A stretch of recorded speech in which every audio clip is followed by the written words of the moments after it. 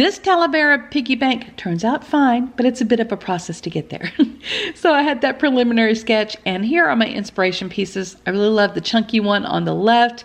I love the side view in the middle, but ultimately I opted for that angled view right there. And now we're going to sketch it out. So let me grab my mechanical pencil, and it's taking me a second. What are we doing? Oh, I'm going to use the red one. You know, oh, I remember now.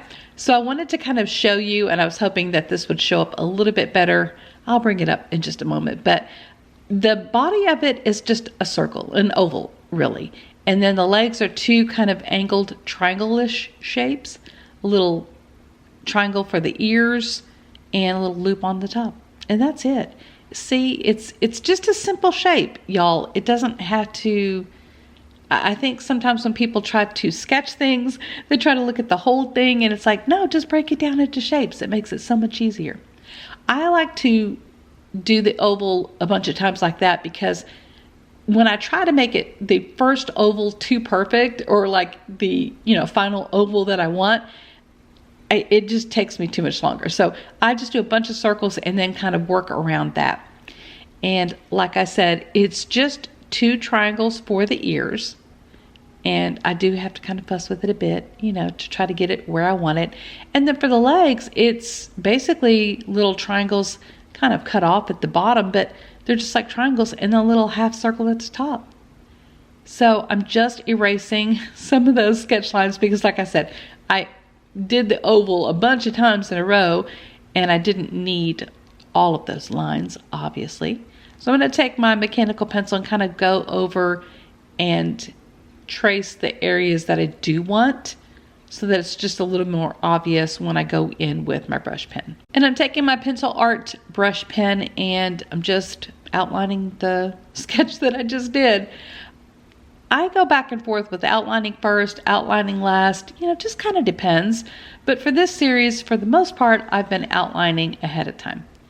And it almost looks like a lemon shape, actually, but it's just those simple shapes.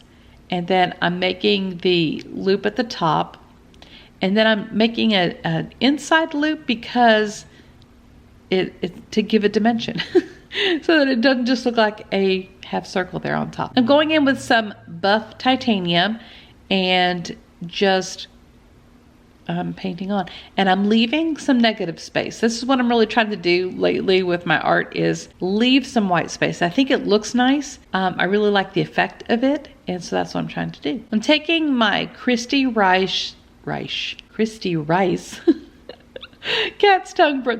cat tongue brush by Christy Rice, and I'm just basically laying down the brush to make that mark with the pointy side on the inside.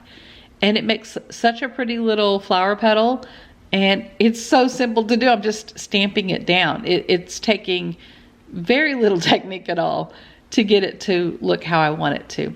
And then I'm taking a little bit of opera pink and putting that in the center, and Captain's joining us. And I'm doing a little flower, a hint of a flower on the other side as well. Now, here's where things get a little crazy. I'm taking Pyro Orange, and then I don't even know why I really decided to do this. I had some inspiration picks off to the side, and I was kind of following one, but I mean, it didn't show that. So I'm not really sure why I thought to add the orange. I don't know. I just thought it might add something, and it did. It sure did. It sure added something. So I didn't like this at all. I was like, okay, this started out so strong, and then it went south really quick. So I am just using my heat tool to dry it, so that way I can try to fix it. And I'm taking that same French ultramarine that I used before, and now I'm going to go over the orange and kind of like, I guess technically it's glazing it, but I was trying to cover it up with like a darker color.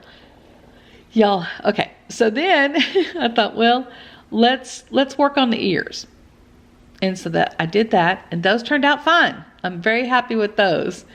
And a little bit of buff titanium, a little darker value of that buff titanium in that area right there. That's to show the, shadow of give it some dimension.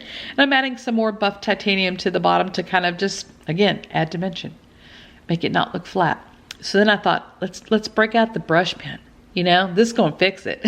It's going to fix it. It's going to make it look all good. It does not. Instead, it just looks like really super dark and just like a dark splotch on that pig. So then I think, whoa, let's bring out the shimmer paints, I just got this set from Meeden and put some of my other shimmer paints in there as well. So I'm thinking, let me go over this with some shimmer paint. It's going to make it sparkle and shine. It does not. I mean, it does, but not noticeably. So that's where we are. I'm like, oh, my Lanta. This is not what I was wanting. I break out my grabby white acrylic paint pen and I am outlining the flower. And this is what I really want you to focus on. The fact that I, quote unquote, messed it up. But did I though? I had fun. I made some art and it turns out cute. So in the end, I think it's fine. But I just want to show you that this is real life art. This is real life. And this is how the final Talavera Piggy Bank turned out. Like I said, I think it looks cute and I'm happy with the end result. Thank you so much for joining me. I really do appreciate the company and I hope you come back soon for another tiny Tex-Mex painting and I'll see you in my next video. Bye.